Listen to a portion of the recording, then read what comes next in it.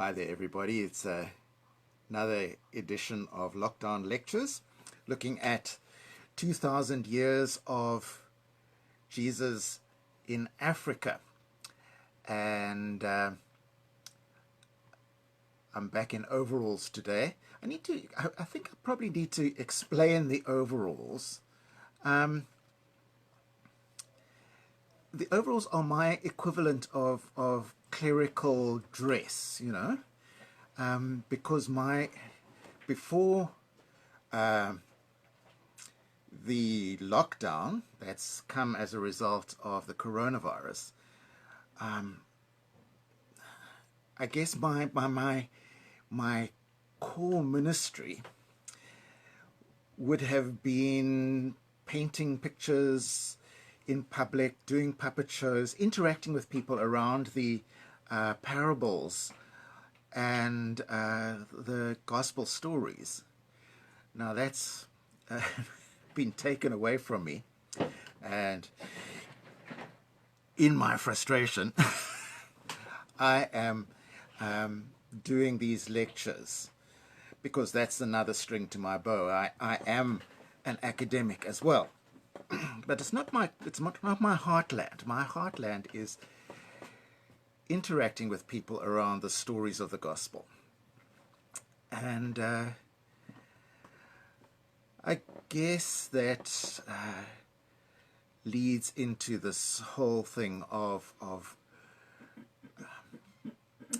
pondering in these lectures over the presence of Christians in Africa over the last 2,000 years, and asking myself the question, and asking you the question, has it been worthwhile? Is it of value? What is the place in God's plans for the spreading of the gospel, for the work of missionaries in very different ways in Africa and from Africa. Now, I'm doing these lectures in collaboration with an organization called Discipling Nations. And Discipling Nations is a grassroots or a grouping of missional fanatics, basically. And our reason for being is to help the churches, and particularly churches who don't have high resources, of which there are very many in and around Cape Town and in and around everywhere in the African subcontinent, to work through and to express the mission of God.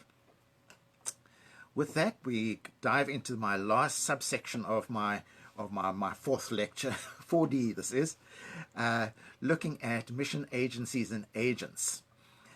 Now, are you building up a sort of reference library here, I wonder? I hope so. I'm not just telling these stories because I think they're the best stories. I'm telling these biographies of missionaries that I've been doing because I think each of them shows a different aspect, a different personality, a different way of adapting to a different context as we work through the countries of Africa and some of the people that have worked there.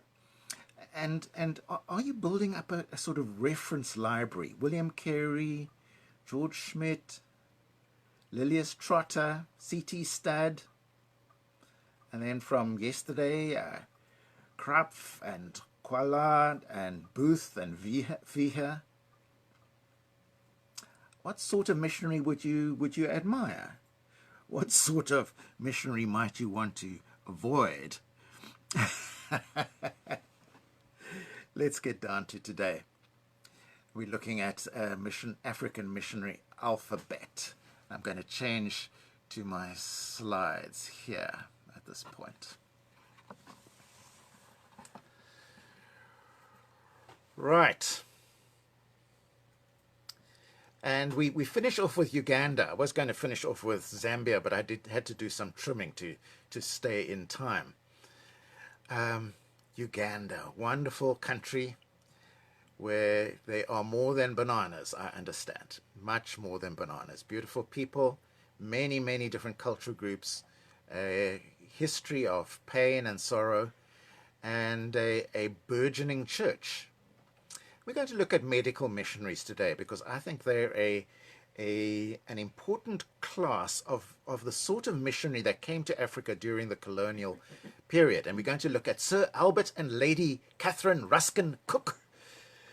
My goodness, there were a lot of the sort of upper class and minor gentry who came on mission. They had personal resources and family resources, I suppose, but also many of them were deeply influenced by the evangelical movement in Europe and particularly in England.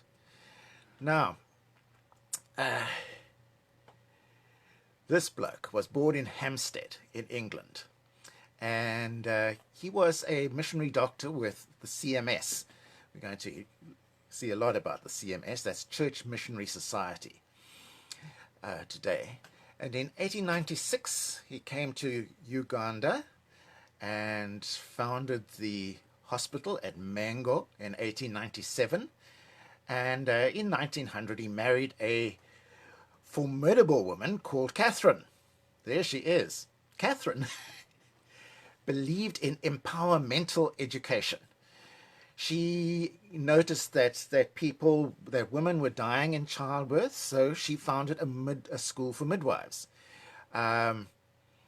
She was involved in the production of a midwifery manual in the Luganda language. In 1913, she founded the Mulaga Center for Venereal Disease and Sleeping Sickness. She would notice a need and then take steps to provide a institutional response to the need. And between 1914 to 1918, she was able to set up a training school for medical assistants. Now, there was had to be compromise here because the highest level that you were allowed by the colonial authorities to educate people to was that of what was called Asian sub-assistant surgeon. You can see that the whole of the British Empire was dependent on the experiences in India. Shocking to think of limiting all those potentially life-giving medical people to the level of Asian sub-assistant surgeon. And yet in the African system these men and women who were trained would have been able to bring a lot of healing. They would have been, functionally, they would have functioned as fully qualified doctors. In 1931, she founded a nurses' training college. Indefatigable, I suppose, is the word, and eventually fought for the nurses to be allowed to be trained to full qualification, the sort of qualification that would enable them to work in any hospital of the time. So what insights might you get from the medical missionaries? There were lots more like these, many more like these, and I have known and I love many people who've been involved in medical mission, medical doctors. Yeah. What do you think motivated them? It would be lovely to have a discussion and drop some comments on in the comment section if you have comments or questions.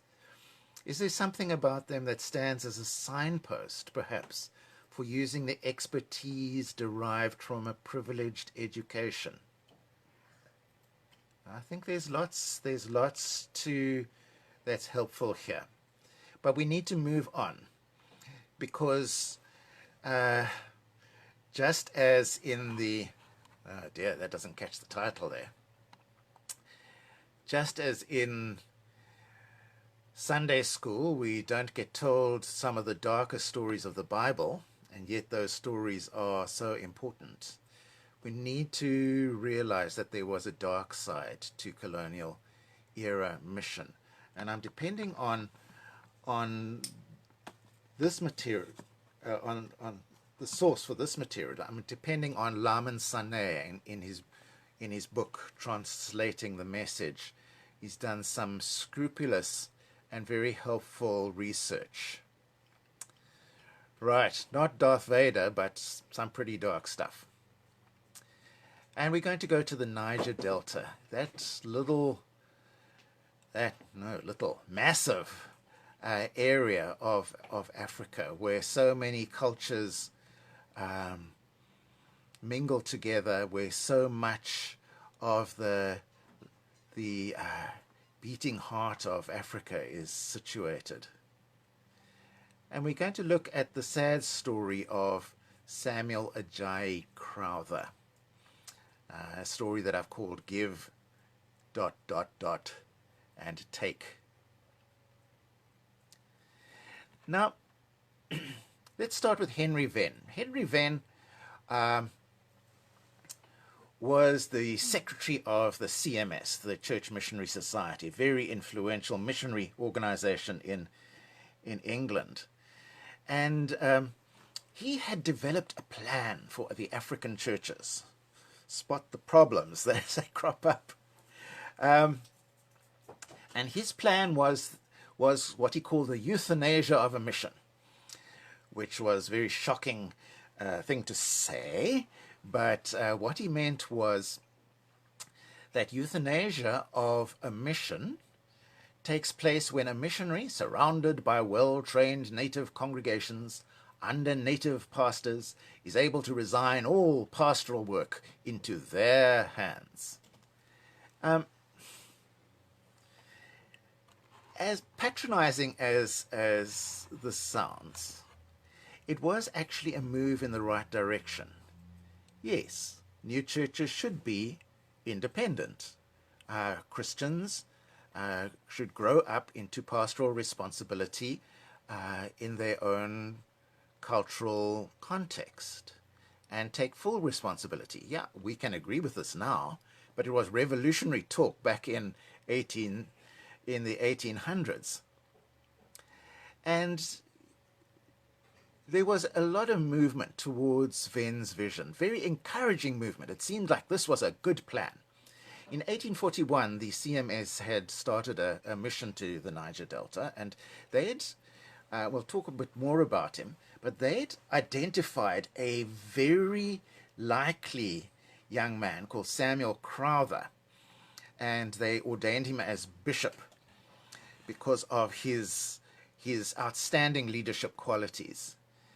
And Crowther, in his role as bishop, appointed 15 what were called native agents, local men who were given pastoral responsibility in different areas, and everything seemed to be going very well, very smoothly. The plan was working wonderfully. We had a local bishop, local clergy, everything was developing according to Venn's vision. But sadly, things began to go wrong.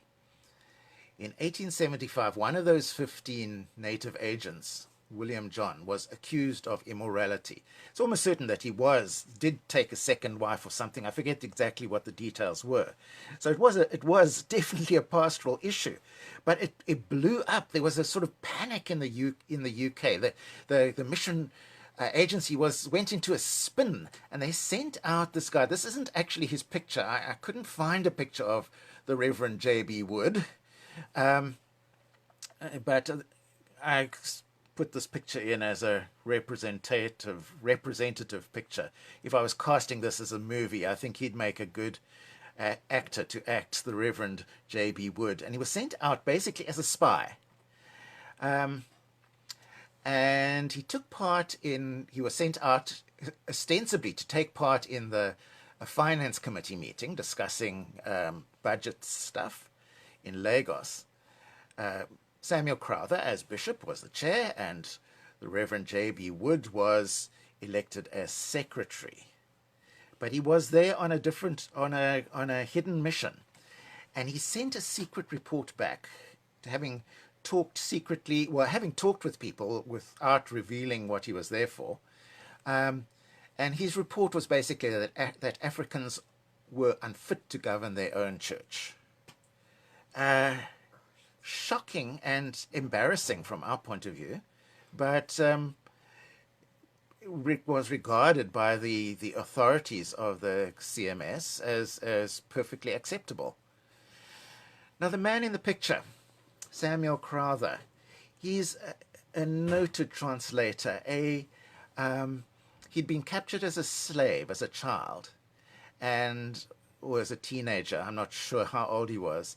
And a British frigate had intercepted the slaver and set the slaves free, and put them ashore, I think, in Liberia, and he'd worked his way back to Nigeria. So ever afterwards, he had this sense of indebtedness to the English because this British frigate had intervened and stopped him being sold as a slave in America. He'd studied in England. It wasn't enough to just be intelligent. You had to demonstrate your intelligence by being expert in the European languages. And he had, Latin, no problem, Greek, no problem, Hebrew, no problem. The man was a intellectual giant, and highly respected and deeply concerned. So ideal man to have as a bishop, right? Yes.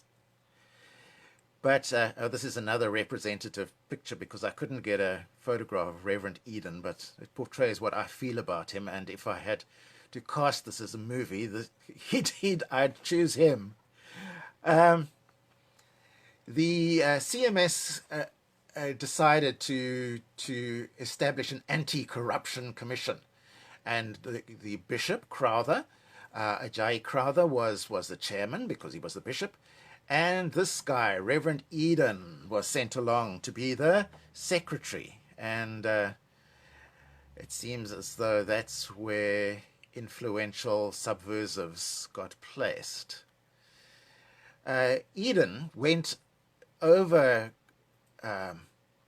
Crowther's head, and he personally sacked all the native agents, all of them. He said, this isn't working, let's stop this. Crowther naturally objected. That's no good. Is Crowther the bishop or not? Does he have the authority or not? Are all the native agents being equally wicked? No, you can't just sack the whole lot. Eden came back at Crowther and accused him of defending immorality. And on the strength of Eden's recommendation, Crowther was terminated, dismissed from office. To his credit, Crowther never gave up on his translation and leadership projects, but he never held an office of power anymore in the church. And Eden, I guess, represented the fearful reaction of the European missionaries that you shouldn't give too much independence too soon. Well, that would be taken out of their hands, but it's shocking in the meantime, isn't it? Are younger churches not allowed to make the mistakes that the older churches were making? I guarantee that there were immoral bishops and clergymen in England at the time. Perhaps there's too much founder's ego involved to allow new churches to find their own way, and people are too afraid were too afraid of the European gaze and didn't consider how their actions affected Africans. And does racism demand a higher standard of the colonized in order to grudgingly allow independence? I am depressed, quite frankly, when I think of some of these issues. But bad as this was, it wasn't the worst. Here's another one, another incident, the horrific history of Hope Waddle. Also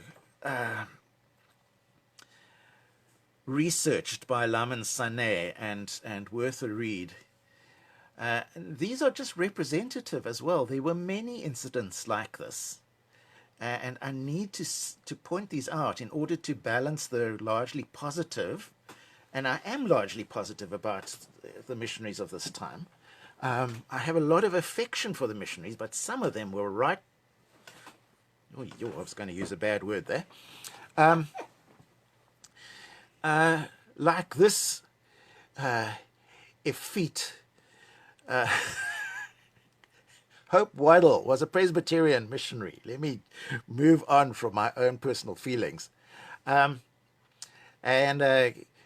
was mission locked and loaded. He headed the Presbyterian mission to Old Calabar, that was up in the Niger Delta.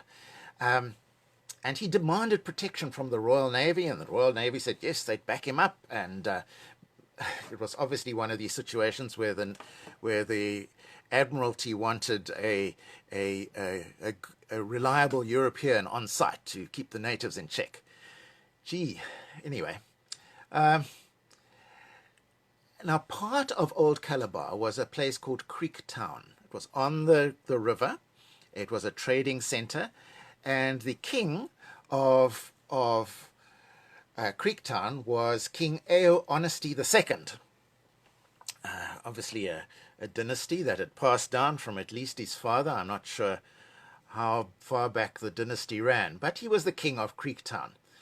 But now the missionaries came in and basically reduced him to a puppet role, to a ceremonial role. They commandeered the royal palace as a church for meetings on Sunday, just because it was the biggest place to get people together. They were very high-handed and caused a lot of disgruntlement amongst the Efik people.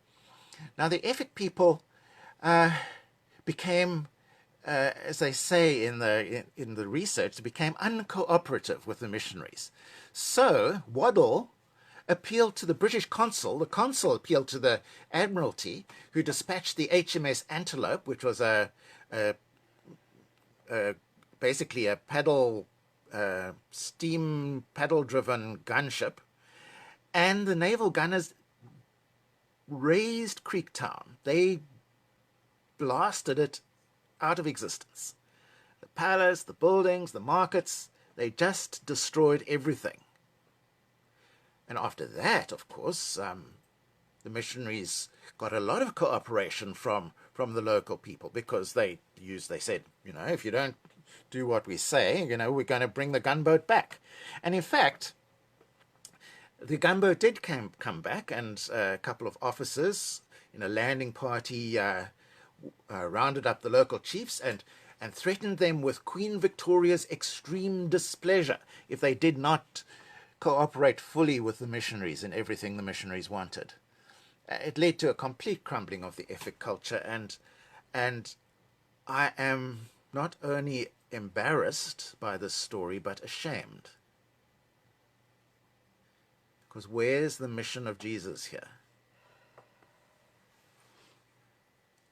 We need to ask, why do missionary biographies and histories tend to avoid the mean-spirited, sub-Christian, and sometimes downright murderous interventions of missionaries? Does this help? Does this editing, the censorship, help or hinder our understanding of Christianity in Africa?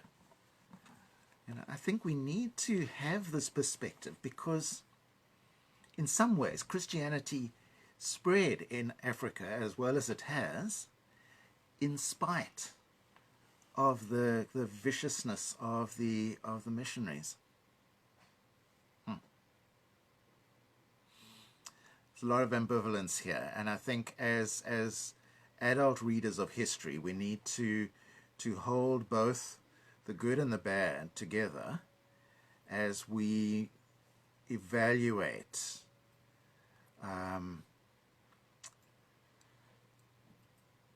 the efforts put in by missionaries. Let's pray together. Dear Father God, please help us do mission in the way that Jesus did mission, from the position of weakness. Help us never to fall into the temptation of forcing our will on people instead of simply inviting them to consider the gospel. Amen. Amen.